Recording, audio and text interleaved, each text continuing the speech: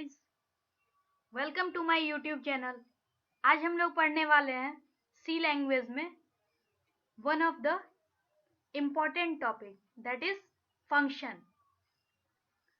तो basically function क्या है?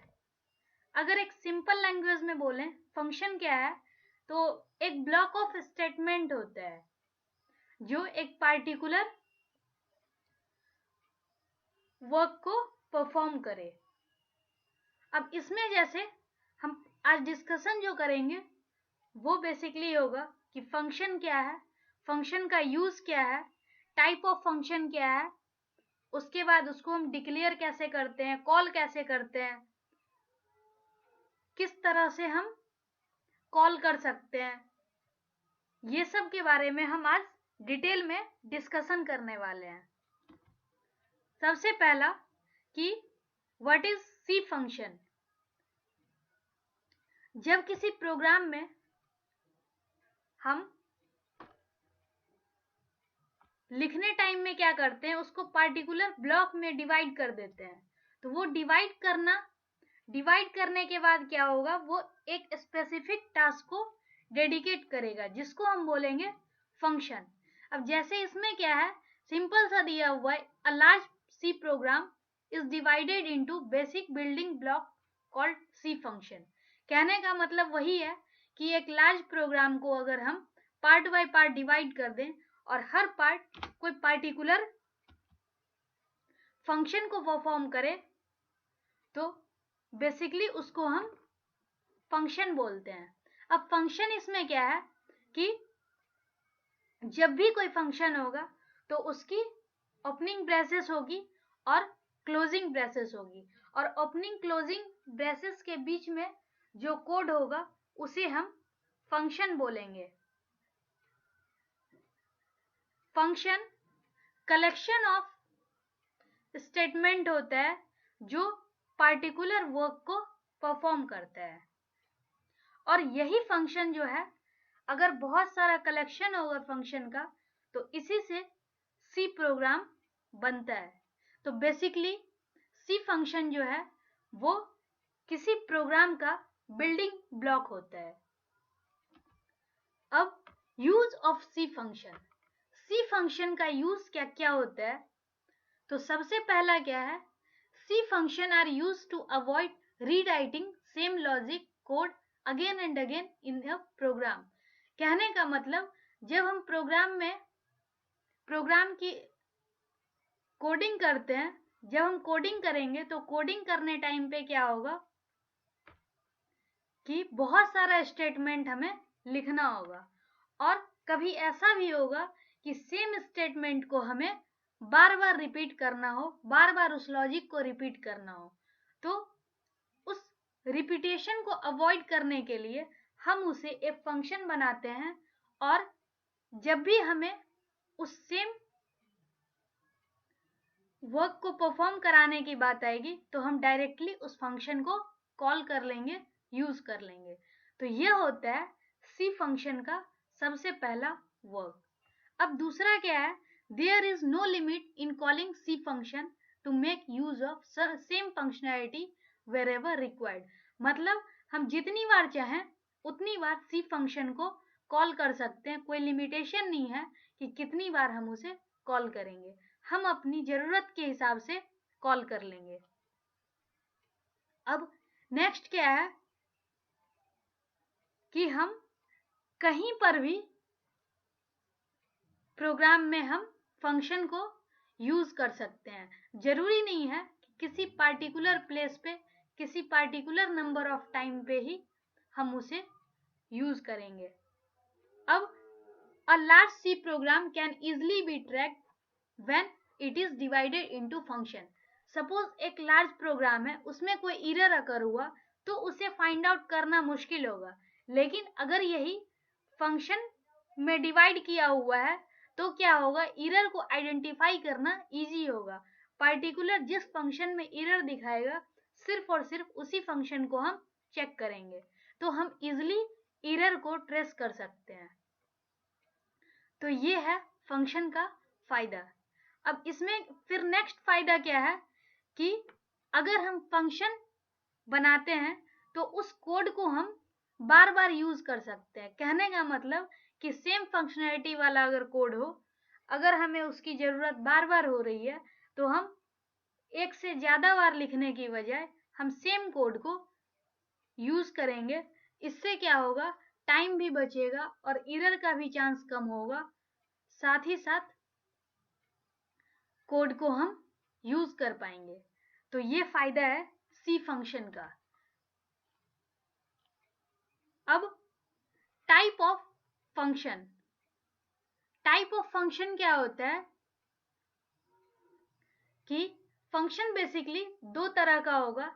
एक तो प्री डिफाइंड फंक्शन जिसको कि लाइब्रेरी फंक्शन बोलते हैं, और दूसरा यूजर डिफाइंड फंक्शन जो कि हम लोग बनाते हैं। तो प्री डिफाइंड फंक्शन कौन सा है, जैसे स्कैनफ, प्रिंटफ और जो भी मैथमेटिकल, मतलब ऐसा फंक्शन जो हेडर फाइल में पहले से डिफाइन किया हुआ होता है, वो सारा प्री डिफाइंड फंक्शन आता है।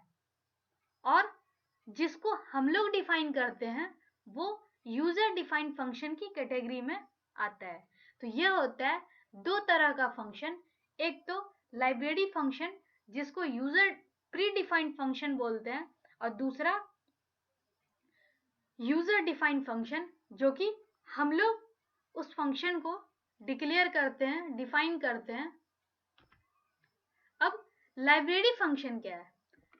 लाइब्रेरी फंक्शन जो है ऐसा फंक्शन है जिसे हमें लिखने की जरूरत नहीं होती, वो ऑटोमेटिकली सी लैंग्वेज में पहले से डिफाइन किया हुआ है। जैसे यहाँ दिया हुआ है printf and scanf belongs to category of library function, मतलब ये सारा ये जो फंक्शन है लाइब्रेरी फंक्शन है। एग्जाम्पल जैसे प्रिंटफ, स्कैनफ, स्क्वाड जो कि एक मैथमेटिकल ऑपरेशन है, mathematical function, cos, strcat, rand, etc, मतलब जो भी फंक्शन पहले से डिफाइन किया हुआ रहता है किसी न किसी हेडर फाइल के अंदर, डायरेक्टली हमें उसे यूज करना होता है, वो सारा लाइब्रेरी फंक्शन की कैटेगरी में आता है। जैसे यहाँ पर क्या है, एक एग्जांपल से समझते हैं। इसमें फर्स्ट लाइन है हैश इंक्लूड studio.h। studio.h यानी स्टैंडर्ड इनपुट आउटपुट, जिसके अंदर स्कैनफ और प्रिंटफ फंक्शन डिफाइन किया हुआ है। नेक्स्ट लाइन है इंक्लूड math.h। math.h हम क्यों यहाँ यूज कर रहे हैं? इसलिए क्योंकि स्क्वाड नाम का फंक्शन है, यानी स्क्वायर रूट के लिए, जो कि math.h हेडर फाइल में डिफाइन किया हुआ रहता है, इसीलिए हम यहाँ पर math.h फंक्शन यूज करते हैं जिसके अंदर स्क्वाड फंक्शन डिफाइन है। अब मेन फंक्शन जहां से प्रोग्राम स्टार्ट होता है, और यह जो मेन फंक्शन है वो हर प्रोग्राम में होता है। अब इसमें मेन फंक्शन के बाद ये प्रोग्राम की स्टार्टिंग है, और फ्लोट टाइप का दो वेरिएबल डिक्लेयर किया हुआ है, x एंड y। अब x एंड y में क्या है, पहले हम x की वैल्यू यहाँ एंटर करवा रहे हैं। x चूंकि फ्लोट टाइप का है तो स्कैनफ में कंट्रोल स्ट्रिंग जो होगा वो %f, उसके बाद x का स्क्वायर रूट यहाँ निकाल रहे हैं। स्क्वाड फंक्शन की हेल्प से x का स्क्वायर रूट निकलेगा जो कि y में असाइन हो जाएगा, और फाइनली यहाँ पर प्रिंट एफ से हमें x की जो वैल्यू थी वो और y की जो वैल्यू थी वो दोनों को यहाँ प्रिंट कराना है। तो मतलब यहाँ पर जो मेन फंक्शन है वो तीन बिल्ट इन फंक्शन को कॉल कर रहा है, स्कैनफ, स्क्वाड और प्रिंटफ, जो कि अलग अलग हेडर फाइल में यहाँ पहले से डिफाइन है, और ये एक लाइब्रेरी फंक्शन है। और कोई भी फंक्शन जो होता है उसमें क्या होता है, फंक्शन के बाद टर्मिनेशन यहाँ पर सेमी कॉलन नहीं लगा रहता है, क्योंकि सेमी कॉलन जो होता है किसी लाइन का टर्मिनेशन, और अगर हम टर्मिनेट कर देते हैं तो टर्मिनेट करने के बाद क्या होगा, आगे का फंक्शन परफॉर्म नहीं करेगा। इसीलिए फंक्शन के आगे कभी भी सेमी कॉलन यूज नहीं होता। जब वो लाइन कंप्लीट हो जाए तब हम सेमी कॉलन का यूज कर सकते हैं। जैसे y equal to square x, मतलब यहाँ से स्क्वायर रूट निकल जाएगा और आगे कोई भी फंक्शन हमें परफॉर्म करने की जरूरत नहीं है, तो हम यहाँ सेमी कॉलन लगा सकते हैं। लेकिन यहाँ मेन के पास सेमी कॉलन इसलिए नहीं लगा हुआ है क्योंकि अगर यहाँ सेमी कॉलन लग जाएगा तो ये टर्मिनेट होगा और ये पूरा का पूरा ब्लॉक एग्जीक्यूट नहीं करेगा। अब need for user defined function. User defined function की नीड क्यों पड़ी? कई बार ऐसा भी होता है कि जो काम हमें करवाना हो उससे रिलेटेड सारा फंक्शन हमें हेडर फाइल के अंदर पहले से डिफाइन नहीं किया हुआ है, तो वैसे केस में अगर कोई पर्टिकुलर कोड को अगर हमें बार बार यूज करना हो तो इस सब वजह से हम यूजर डिफाइंड फंक्शन को बनाते हैं। जैसे every program must have a main function, हर प्रोग्राम में एक मेन फंक्शन होगा ही होगा। नेक्स्ट पॉइंट है it is possible to code any program utilising only main function, it leads to a number of problem. मतलब अगर प्रोग्राम में सिर्फ और सिर्फ हम मेन फंक्शन बनाते हैं और उसके अंदर सारे कोड को लिखते हैं तो उससे क्या होगा, प्रोग्राम काफी लंबा होगा और अगर उसमें एरर अगर होता है तो हम उसको इजिली आइडेंटिफाई नहीं कर पाएंगे, काफी मुश्किल होगा। तो इसीलिए हम सिर्फ मेन फंक्शन की बजाय और भी फंक्शन बनाते हैं ताकि प्रोग्राम को, अगर कम्प्लेक्स प्रोग्राम हो, लार्ज प्रोग्राम हो, तो हम उसको इजिली टेस्ट कर सकते हैं, डिबग कर सकते हैं, एरर फाइंड आउट कर सकते हैं, मेंटेन कर सकते हैं। अगर काफी लार्ज प्रोग्राम होगा तो ये सब करना काफी डिफिकल्ट टास्क होगा, इसीलिए यूजर डिफाइंड फंक्शन की हेल्प से हम उसे आसान बना सकते हैं। If a program is divided into functional part then each part may be independently coded and later combined into single unit। मतलब कि अगर फंक्शनल पार्ट में डिवाइड किया हुआ है प्रोग्राम तो हम इजिली हर फंक्शन को चेक करके करेक्ट कर लें और लास्ट में उसको कंबाइन करें सिंगल यूनिट में, सिंगल प्रोग्राम में, तो उससे क्या होगा, समझना भी काफी आसान होगा और उसे हम इजिली टेस्ट और डिबग कर सकते हैं। तो यूजर डिफाइंड फंक्शन का ये फायदा है। अब there are times when some type of operation or calculation is repeated at many points throughout a program। मतलब किसी भी टाइप का ऑपरेशन जो हमें बार बार रिपीट करने की जरूरत हो तो हम नंबर ऑफ टाइम्स लिखने की जगह हम उसे एक फंक्शन के रूप में उसे बना दें ताकि जरूरत पड़ने के हिसाब से हम उसे कॉल कर लें, बार बार उस कोड को हमें रिपीट करने की जरूरत नहीं होगी। अब इसमें क्या है कि जब भी हम प्रोग्राम को बनाएंगे तो क्या होगा कि हम उसको जहां मर्जी, जिस टाइम पे मर्जी उस टाइम पे कॉल कर सकते हैं। इससे क्या होगा कि टाइम भी बचेगा और जो मेमोरी है वो भी कम ऑक्यूपाई होगा। तो ये सब है यूजर डिफाइंड फंक्शन को यूज करने का फायदा, इसीलिए हम यूजर डिफाइंड फंक्शन को यूज करते हैं। अब elements of user defined function, मतलब कि यूजर डिफाइंड फंक्शन जो होगा उसके अंदर क्या क्या पार्ट होंगे। तो सबसे पहला है फंक्शन डिक्लेरेशन, उसके बाद फंक्शन कॉल और देन लास्ट में फंक्शन डेफिनेशन। तो फंक्शन डिक्लेरेशन में क्या होगा या फंक्शन प्रोटोटाइप जिसको बोलते हैं, वो बताएगा कंपाइलर को कि फंक्शन का नाम क्या होगा, उसके अंदर क्या क्या पैरामीटर होंगे, वैल्यू किस तरह का रिटर्न करेगा। तो ये हम फंक्शन डिक्लेरेशन के टाइम पे बताते हैं। उसके बाद नेक्स्ट स्टेप में होता है फंक्शन कॉल, मतलब जो भी हमने डिक्लेयर किया जिस तरह से, उसके बाद जब फंक्शन कॉलिंग की जरूरत होगी तो उसके लिए हम स्टेटमेंट लिखते हैं।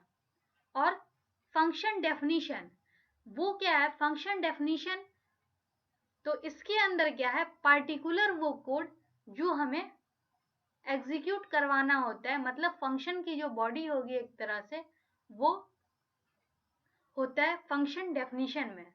तो फंक्शन डेफिनेशन का क्या होगा, return type, function name, argument list और बॉडी ऑफ फंक्शन। मतलब फंक्शन का नेम जो है वो एक आइडेंटिफायर होगा, आर्गुमेंट लिस्ट, और ये रिटर्न टाइप यानी किस तरह की वैल्यू रिटर्न करेगा, और ये है बीच में बॉडी ऑफ फंक्शन कि जो भी स्टेटमेंट होगा सारा वो इसमें लिखा हुआ रहेगा। उसके बाद फंक्शन कॉल में क्या हो गया, फंक्शन नेम और आर्गुमेंट लिस्ट कि कितने आर्गुमेंट होंगे वो सारा इसमें लिखा हुआ होता है। उसके बाद फंक्शन डिक्लेरेशन, डिक्लेयर करने के टाइम पे हम क्या करते हैं कि फंक्शन का नाम देते हैं, उसका रिटर्न टाइप देते हैं और आर्गुमेंट लिस्ट देते हैं। तो ये 3 पार्ट होता है यूजर डिफाइंड फंक्शन का कि फंक्शन डिक्लेरेशन, फंक्शन कॉल और फंक्शन डेफिनेशन। अब functions are classified as one of the derived data type in C। मतलब हमारे पास ऑलरेडी बहुत सारा डेटा टाइप पहले से बना हुआ है, लेकिन फंक्शन जो है वो एक डिराइव डेटा टाइप है, इसलिए कि एग्जिस्टिंग डेटा टाइप की हेल्प से हम फंक्शन को बनाते हैं। अब इसमें क्या है कि जिस तरह से हम वेरिएबल बनाते हैं उसी तरह से हम फंक्शन का एक पार्टिकुलर नाम देते हैं। Similarities between function and variable in C. यहाँ पर क्या है कि जब भी हम फंक्शन या वेरिएबल का नाम देना हो तो हम उसे क्या करेंगे, एज एन आइडेंटिफायर उसको हम डिक्लेयर करते हैं, और जो भी आइडेंटिफायर का रूल होता है वो प्रॉपर रूल फॉलो करना चाहिए। जहां भी हम या तो फंक्शन का नाम दें या फिर वेरिएबल का नाम दें, बेसिकली वो एक आइडेंटिफायर है और आइडेंटिफायर का जो भी रूल है वो रूल फॉलो करेगा। उसके बाद वेरिएबल में जैसे डेटा टाइप होता है उसी तरह से फंक्शन में भी डेटा टाइप होता है कि वह किस तरह की वैल्यू को रिटर्न करेगा। अब नेक्स्ट सिमिलरिटी है कि जिस तरह से वेरिएबल को हम पहले से डिक्लेयर करते हैं,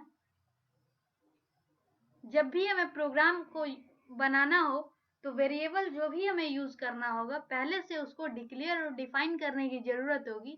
उसी तरह से फंक्शन को भी हमें पहले डिक्लेयर करना होता है, डिफाइन करना होता है जब भी हम यूज करें, तो उससे पहले डिक्लेयर और डिफाइन करना जरूरी होता है। तो ये कुछ सिमिलरिटी होता है फंक्शन और वेरिएबल के बीच। अब है elements of user defined function, जैसे फंक्शन डेफिनेशन, फंक्शन कॉल और फंक्शन डिक्लेरेशन। अब इसमें फंक्शन डेफिनेशन क्या है, एक इंडिपेंडेंट प्रोग्राम होता है जो एक पार्टिकुलर फंक्शन को, एक पार्टिकुलर ब्लॉक ऑफ स्टेटमेंट को इंप्लीमेंट करने के लिए हम लिखते हैं। तो ये होता है function declaration, sorry function definition, जिसका क्या होगा कि एक पार्टिकुलर वैल्यू होगी और मतलब उसका रिटर्न टाइप होगा, उसका नाम होगा और उससे रिलेटेड उसका आर्गुमेंट लिस्ट होगा। अब to use this function we need to invoke it at the required place in the program. जब भी हमें इस फंक्शन को यूज करना होगा तो हम उस फंक्शन को जहां भी यूज करेंगे उसे हम नाम देंगे फंक्शन कॉल, यानी जरूरत के हिसाब से हम फंक्शन को कॉल करेंगे। अब the program that calls the function is referred to as a calling program और कॉलिंग फंक्शन। मतलब कि जिसके थ्रू फंक्शन को हम कॉल करेंगे उसे हम कॉलिंग प्रोग्राम या कॉलिंग फंक्शन बोलते हैं। Calling program should declare any function that is to be used later in the program, that is known as function declaration or function prototype। मतलब कि जब भी हम प्रोग्राम को यूज करते हैं, जब भी हम फंक्शन को कॉल करते हैं, तो सबसे पहले उसे एक पार्टिकुलर प्रोटोटाइप की हेल्प से डिक्लेयर करना होगा, जिसको हम बोलते हैं फंक्शन डिक्लेरेशन। मतलब जो भी हमें फंक्शन यूज करना होगा उसे डिक्लेयर करना जरूरी है। सबसे पहले हम फंक्शन को डिक्लेयर करेंगे, उसके बाद तभी हम उसको यूज कर सकते हैं। और फंक्शन डेफिनेशन जो है कि मतलब जो भी हम फंक्शन डिक्लेयर करने के बाद उसका जो प्रॉपर बॉडी होगा वो सारा फंक्शन डेफिनेशन का पार्ट होता है। और जब भी हम फंक्शन को यूज करेंगे तो हम उसे बोलते हैं फंक्शन कॉल। अब जैसे यहाँ है कि एक स्टेटमेंट दिया हुआ, एक पार्टिकुलर ब्लॉक दिया हुआ है। अब इसमें यहाँ मेन फंक्शन है, मेन फंक्शन के अंदर एक फंक्शन दिया हुआ है। मतलब जब भी ये मेन फंक्शन एग्जीक्यूट होगा यहाँ पर आकर के क्या करेगा, इस फंक्शन को कॉल किया जाएगा। मतलब ये कॉलिंग फंक्शन है। कॉलिंग फंक्शन यानी जो फंक्शन कॉल कर रहा है वो कॉलिंग फंक्शन होगा। और कॉलिंग फंक्शन जब जिस भी फंक्शन को कॉल करेगा वो पहले से डिफाइन किया हुआ होना चाहिए। और जो फंक्शन को कॉलिंग फंक्शन कॉल करता है उसे हम कॉल्ड फंक्शन बोलते हैं। मतलब यहाँ पर फंक्शन 1 जो है वो कॉल कर रहा है, जो कि कॉलिंग फंक्शन है। और किसको कॉल कर रहा है तो वो कॉल्ड फंक्शन है। और यहाँ पर फंक्शन 1 डेटा टाइप, मतलब ये फंक्शन 1 की बॉडी है और फंक्शन 1 का ये रिटर्न टाइप है। तो जहां भी फंक्शन 1 की हेल्प से कॉल किया जाएगा ये पूरा ब्लॉक ऑफ स्टेटमेंट यहाँ से कॉल हो जाएगा। और इस तरह से हम फंक्शन को यूज करते हैं। Definition of function. Function definition is also known as function implementation shall include the following element. मतलब फंक्शन डेफिनेशन में क्या होना चाहिए, फंक्शन का नाम होना चाहिए, फंक्शन टाइप होना चाहिए और लिस्ट ऑफ पैरामीटर, जिसको हम बोलते हैं फंक्शन हेडर।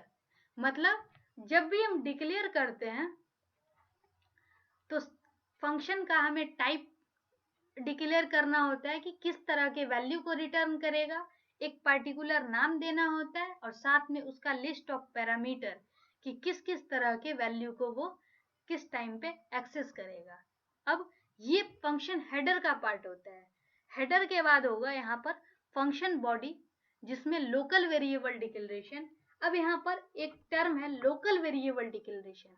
लोकल का मतलब होता है कि जो ब्लॉक में डिक्लेयर करेंगे पार्टिकुलर उसी ब्लॉक में सिर्फ हम उस वेरिएबल को यूज कर सकते हैं, बाहर हम उस वेरिएबल का यूज नहीं कर सकते।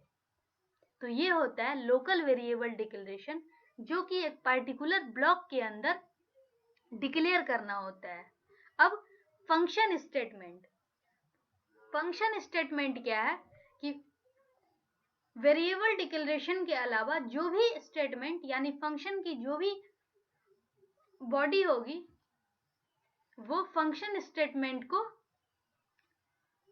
कंटेन करेगा। और लास्ट में होता है एक रिटर्न स्टेटमेंट कि हम फंक्शन का जो भी रिटर्न टाइप दे रहे हैं, फंक्शन का जो टाइप दे रहे हैं उसके अकॉर्डिंग वैल्यू को रिटर्न करेगा। तो ये होता है फंक्शन हेडर का पार्ट, जिसके अंदर फंक्शन नेम, फंक्शन टाइप और लिस्ट ऑफ पैरामीटर होता है। जबकि फंक्शन बॉडी के अंदर होता है local variable declaration, function statements यानी एक से ज्यादा भी स्टेटमेंट हो सकते हैं, और लास्ट में और रिटर्न स्टेटमेंट, जो कि रिटर्न स्टेटमेंट जिस तरह का फंक्शन डिक्लेयर किया हुआ रहेगा उसी तरह के वैल्यू को रिटर्न करेगा। All 6 statement are group into 2 part, namely function header और फंक्शन बॉडी। मतलब ये तीनों फंक्शन हेडर का पार्ट है और second 3 element local variable, function statements और रिटर्न स्टेटमेंट फंक्शन बॉडी का पार्ट है। तो ये होता है फंक्शन डेफिनेशन का पूरा कंप्लीट पार्ट, जो कि बॉडी और हेडर पार्ट। अब the form of C function. C function कैसा होता है कि फंक्शन नेम, यहाँ पर पैरामीटर लिस्ट और ये फंक्शन का रिटर्न टाइप, ये जो फर्स्ट लाइन है वो फंक्शन का हेडर कहलाता है। और ये जो ब्रेसेस के अंदर जो भी है पार्ट, जिसको हम बोलते हैं फंक्शन बॉडी, जिसके अंदर लोकल वेरिएबल डिक्लेरेशन, ये सारा स्टेटमेंट, और ये लास्ट में रिटर्न फंक्शन है। तो इस तरह से ये फंक्शन हेडर है और ये पूरा पार्ट फंक्शन बॉडी है। The first line function type, function name, parameter list is known as function header. The statements within the opening and closing braces constitute the function body. Function definition, जैसे function header के अंदर क्या है, 3 part है। Function type, जिसको हम return type बोलते हैं, दूसरा है function name and formal parameter list, मतलब पैरामीटर लिस्ट है, और semicolon is not used at the end of function header.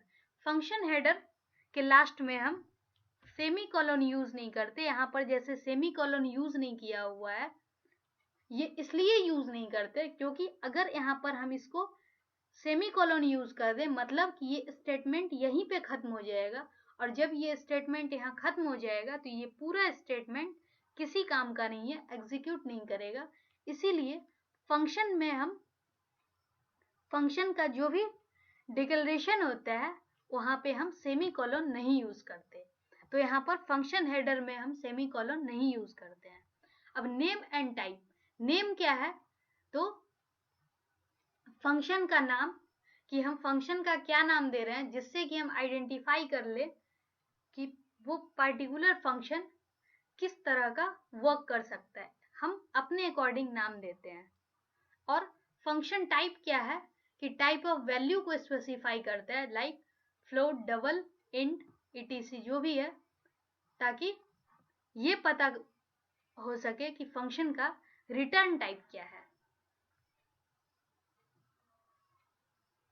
अगर रिटर्न टाइप स्पेसिफाई नहीं किया हुआ है तो सी अज्यूम करता है कि ये इसका रिटर्न टाइप पर्टिकुलर में क्या है, कि इंटीजर है। मतलब अगर कहीं पर भी रिटर्न टाइप यूज नहीं किया हुआ है, इट मीन्स कि वो बाय डिफॉल्ट इंटीजर टाइप की वैल्यू को रिटर्न करेगा। और जब फंक्शन के पास कोई भी रिटर्निंग वैल्यू नहीं करेगी, कोई भी रिटर्निंग वैल्यू नहीं हो, तो उसे हम रिटर्न टाइप को हम क्या करेंगे, एज अ वॉइड, वहां पे हमें स्पेसिफाई करना होगा। वॉइड का मतलब होता है कि कोई भी वैल्यू रिटर्न नहीं करे। अब the function is any valid C identifier, therefore just follow the same rules of formation as other variable name in C. मतलब फंक्शन का जो भी नाम है वो एक तरह से C का आइडेंटिफायर है, और आइडेंटिफायर के लिए जो भी रूल रेगुलेशन होता है वही सेम रूल रेगुलेशन हमें फंक्शन का नाम देने के लिए फॉलो करना होता है। तो इस तरह से हम फंक्शन का डेफिनेशन दे सकते हैं। अब formal parameter list, parameter list में क्या क्या हो सकता है। The parameter list declares the variable that will receive the data sent by the calling program. मतलब जब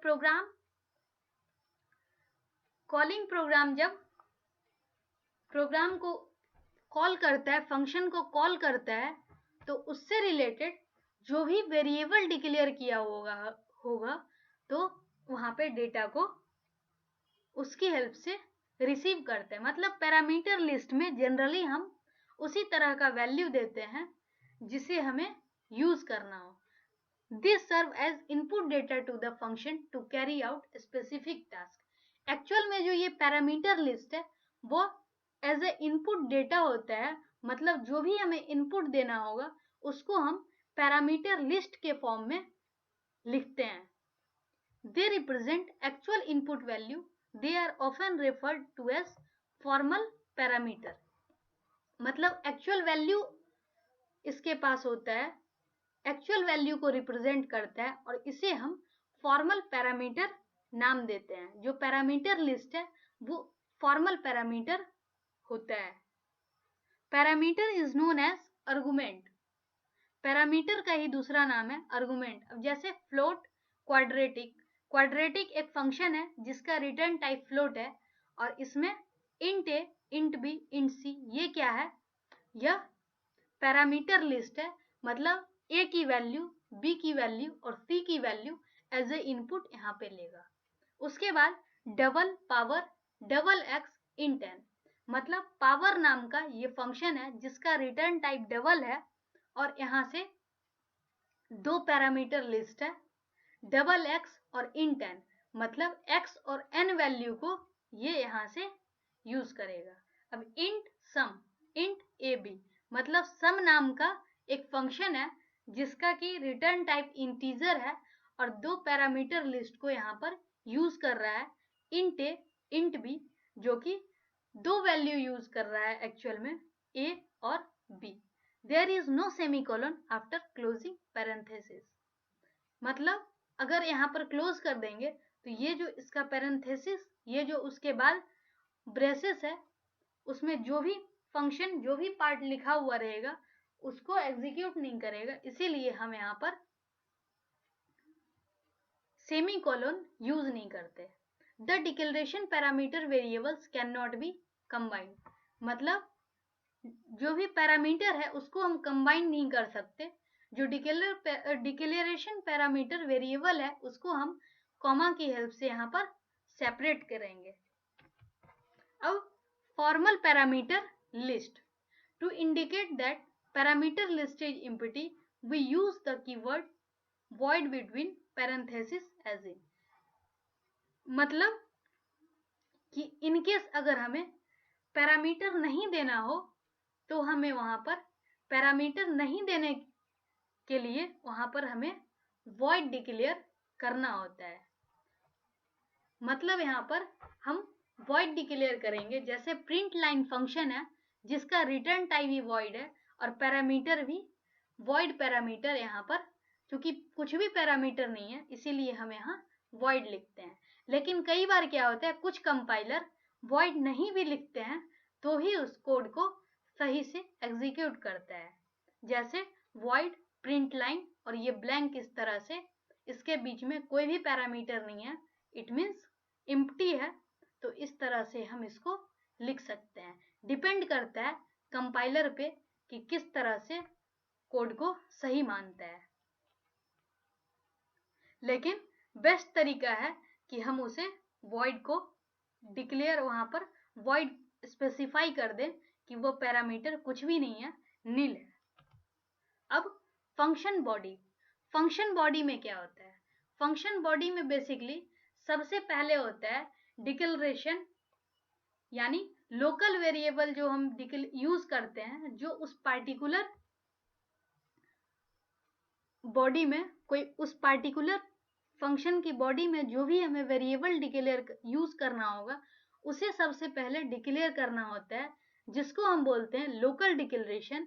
और जब फंक्शन की बॉडी के अंदर कोई भी वेरिएबल को हम डिक्लेयर करें तो उसे क्या करता है कि सिर्फ और सिर्फ उसी ब्लॉक में यूज करता है, उसका बाहर से कहीं कोई स्कोप नहीं होता है, बाहर उसको यूज नहीं करेगा।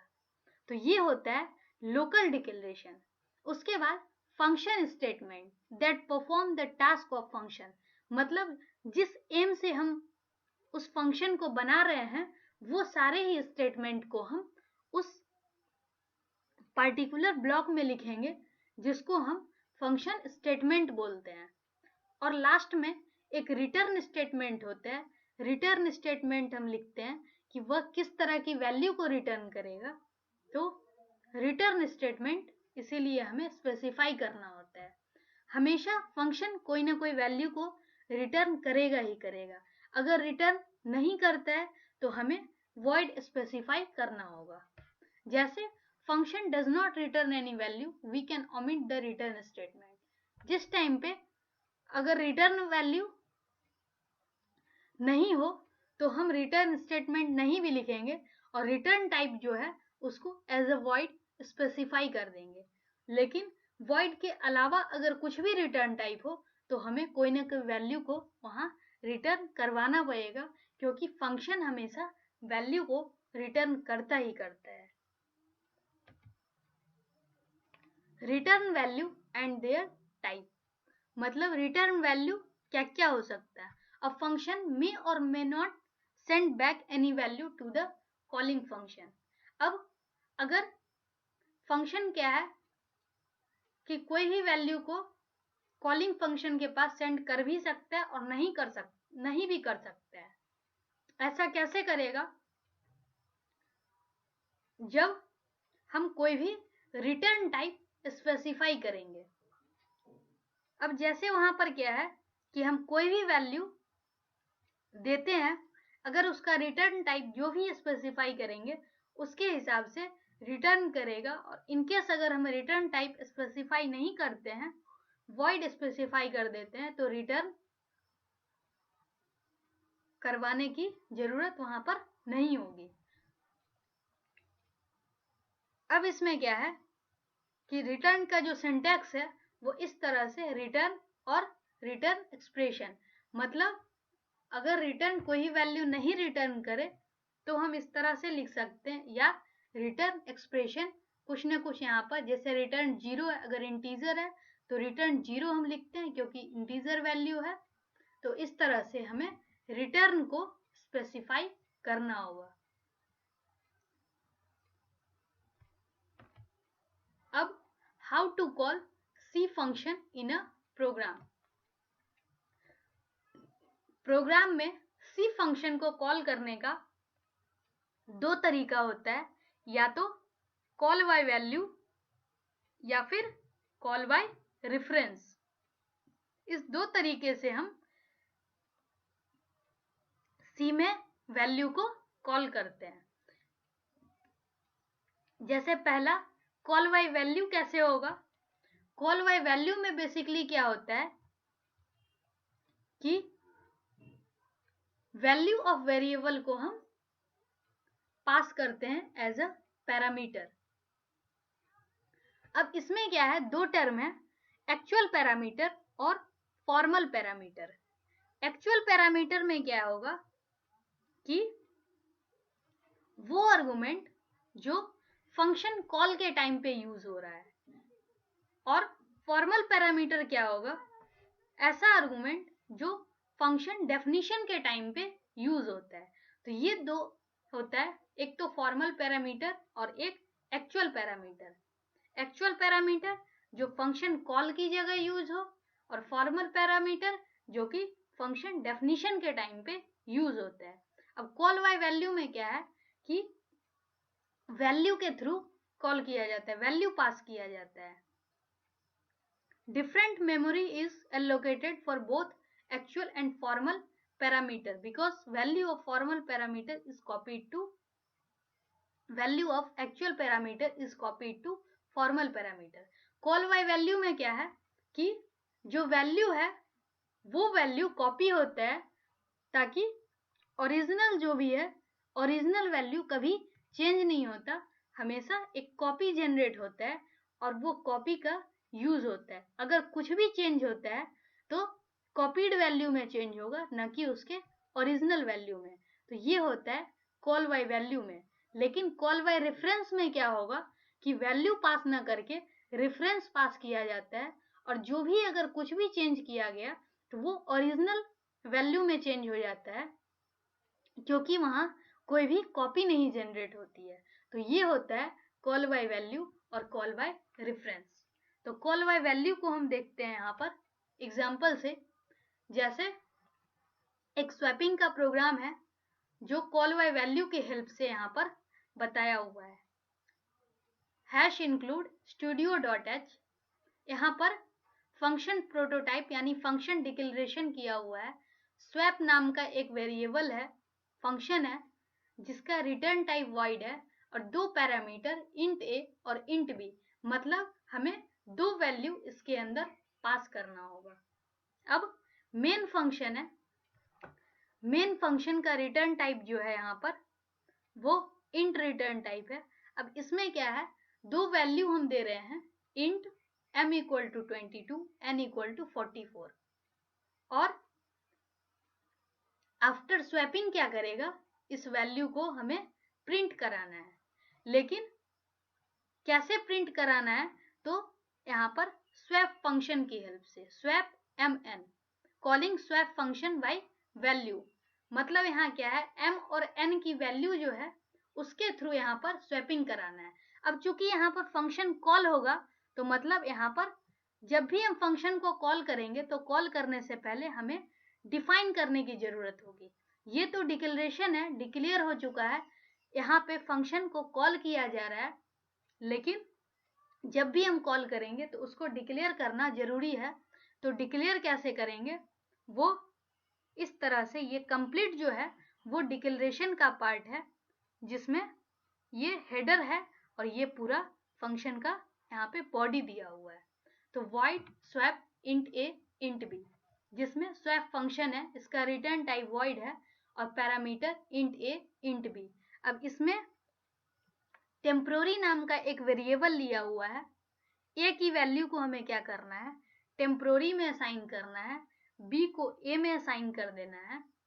मतलब इसमें सिर्फ लॉजिक यही काम कर रहा है कि हमारे पास दो वेरिएबल था, दो वैल्यू था, तो एक तीसरे वेरिएबल की हेल्प से हम क्या कर रहे हैं, एक वैल्यू को टेम्पोररी में डाल रहे हैं, फिर दूसरे वैल्यू को पहले में दे रहे हैं, और जो दूसरा स्पेस खाली हो रहा है उसमें हम टेम्पोररी वेरिएबल को फिल कर दे रहे हैं। तो वही चीज है, a की वैल्यू a को हम टेम्पोररी में दे रहे हैं, फिर b को a में दे रहे हैं। अब चूंकि b खाली हो रहा है तो टेम्पोररी का वैल्यू b में असाइन कर रहे हैं, तो इस तरह से स्वैपिंग हो जाएगा। तो इसमें क्या है, सबसे पहले इसी तरह से काम करेगा कि दो वैल्यू दिया गया है, अब प्रिंट कर देगा before swapping value before swap 22 और 44 है m का। अब जैसे ही यहाँ पर प्रोग्राम रन करेगा तो सबसे पहले ये प्रिंट करेगा और स्वैप mn पे जैसे ही जाएगा तो फंक्शन चूंकि कॉल होगा तो ये है कॉलिंग फंक्शन, तो ये डायरेक्ट इसको यहाँ पर कॉल करेगा, और जब कॉल करेगा तो इसमें जो भी चीज होगा उसका आउटपुट यहाँ देगा। तो value after swap m equal to 44 n equal to 22, मतलब ये दोनों आपस में इंटरचेंज हो गया। तो इसमें हम क्या करते हैं, जो फंक्शन को कॉल कर रहे हैं वो बाय वैल्यू कर रहे हैं, तो एक कॉपी जनरेट हो करके यहाँ पर वैल्यू आपस में एक्सचेंज हो रहा है। अब कॉल बाय रेफरेंस में क्या है, कॉल बाय रेफरेंस में हम वैल्यू ना दे करके उसका एड्रेस पास कराते हैं, और एड्रेस वैल्यू हम डायरेक्टली पास कराते हैं, एड्रेस जब हमें पास कराना होगा तो वहां पर एम्परसेंड साइन हमें यूज करना होता है। उसमें फॉर्मल पैरामीटर और एक्चुअल पैरामीटर दोनों का जो वैल्यू होगा वो एक दूसरे से कॉपी जनरेट करके मिलता है, लेकिन यहाँ पर क्या है, value of actual parameter can be modified by formal parameter. मतलब जो फॉर्मल पैरामीटर की जो वैल्यू है वो एक्चुअल पैरामीटर में मॉडिफाई हो सकता है। अब जैसे ही वैल्यू मॉडिफाई होगा, चूंकि रेफरेंस की बात है, तो जो भी चेंज होगा वो डायरेक्ट उस मेमोरी में चेंज होगा, ना कि किसी अदर जगह पे चेंज होगा। Same memory is use for both actual and formal parameter since only address is use by both parameter. Call by value में क्या है कि वैल्यू कॉपी हो जाता है और फॉर्मल और एक्चुअल दोनों का वैल्यू अलग अलग होता है, लेकिन कॉल बाय रेफरेंस में क्या है, चूंकि रेफरेंस यूज करता है तो एक सिंगल एड्रेस यूज होगा और एक्चुअल और फॉर्मल पैरामीटर दोनों का वैल्यू सेम हो जाएगा, यहाँ पर कोई कॉपी नहीं जनरेट होगा, जो भी चीज चेंज होगा वो एक्चुअल में चेंज हो जाएगा। तो इस तरह से काम करता है कॉल बाय रेफरेंस। यहाँ पर भी सेम प्रोग्राम है, सिर्फ डिफरेंस इतना ही है कि इसमें हम कॉलिंग वैल्यू को जो कॉल कर रहे हैं वो एड्रेस की हेल्प से कॉल कर रहे हैं। ये पूरा कोड सेम है। यहाँ पर swap ampersand m ampersand n, मतलब m और n का जो एड्रेस है उसके थ्रू कॉल कर रहा है। अब यहाँ क्या है, नेक्स्ट में जब भी स्वैप की हेल्प से कॉल करेगा तो ये क्या है, a का और b का यहाँ से एड्रेस लेगा, ना कि a और b की वैल्यू लेगी।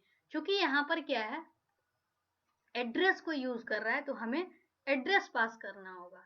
अब वही सेम है, टेम्पोररी वेरिएबल है, ए एड्रेस पे जो दिया हुआ है उसको हम टेम्प के वैल्यू में देंगे, टेम्प को असाइन करेंगे, फिर बी का जो एड्रेस है उस पर जो भी वैल्यू है उसको ए को असाइन करेंगे, और फाइनली टेम्प का जो वैल्यू होगा वो बी के पास चला जाएगा। तो इस तरह से स्वैपिंग यहाँ पर फिर से वैल्यू बिफोर स्वैप और वैल्यू आफ्टर स्वैप दोनों। तो यही स्टेटमेंट यहाँ चेंज है कि कॉल बाय वैल्यू में डायरेक्ट वैल्यू है और कॉल बाय रेफरेंस में यहाँ पर रेफरेंस यूज किया हुआ है। अब category of function, category of function basically C में 4 तरह का कैटेगरी होता है। अब C function with argument with return value, with argument without return value, without argument without return value, without argument with return value. ये कुछ तरीका है जिस तरह से हम फंक्शन को, सी के फंक्शन को यूज करते हैं। जैसे with argument and with return value की अगर हम बात करें तो विथ आर्गुमेंट यहाँ पर इंट, ये सब क्या है, एक आर्गुमेंट है। जैसे फंक्शन डिक्लेरेशन में है इंट यूज किया हुआ है आर्गुमेंट, फंक्शन कॉल के टाइम पे भी आर्गुमेंट यूज है, फंक्शन डेफिनेशन में भी। तो इसीलिए, और यहाँ पर चूंकि रिटर्न ए दिया हुआ है तो मतलब आर्गुमेंट भी है और रिटर्न कर रहा है वैल्यू। अब with argument without return value, यहाँ पर क्या है, विथ आर्गुमेंट तो है लेकिन विदाउट रिटर्न वैल्यू, मतलब इंट की जगह पर रिटर्न टाइप वॉइड कर देंगे ताकि वैल्यू कुछ भी रिटर्न नहीं करेगा। तो ये होता है without, with argument without return value. Third में क्या है, without argument without return value. अब विदाउट आर्गुमेंट में क्या हो गया कि आर्गुमेंट कुछ भी नहीं यूज कर रहा है और रिटर्न वैल्यू भी चूंकि कुछ भी नहीं है, तो इसीलिए रिटर्न टाइप को हम एज अ वॉइड डिक्लेयर करते हैं। तो यहाँ पर हो जाएगा with argument without return value. यहाँ पर आर्गुमेंट भी खाली है और रिटर्न टाइप भी कुछ नहीं दिया हुआ है, मतलब रिटर्न टाइप वॉइड है तो वैल्यू भी रिटर्न नहीं कर रहा। तो without argument with return value. तो यहाँ पर क्या है, विदाउट आर्गुमेंट दिया हुआ है, आर्गुमेंट कुछ भी नहीं है लेकिन विथ रिटर्न वैल्यू है, इसीलिए रिटर्न टाइप वॉइड की जगह इंटीजर यहाँ यूज किया हुआ है ताकि कुछ ना कुछ वैल्यू को रिटर्न करेगा, और यहाँ रिटर्न ए। तो ये होता है 4 तरह का कैटेगरी ऑफ फंक्शन जो कि सी में यूज किया जाता है। तो इस तरह से हम सी में फंक्शन को यूज कर सकते हैं। फंक्शन बेसिकली क्या है कि एक ब्लॉक ऑफ स्टेटमेंट होता है जो किसी पार्टिकुलर वर्क को परफॉर्म करने के लिए डेडिकेट किया जाता है। तो इस तरह से हम सी में फंक्शन का यूज कर सकते हैं। तो आज के लिए इतना ही। Thank you.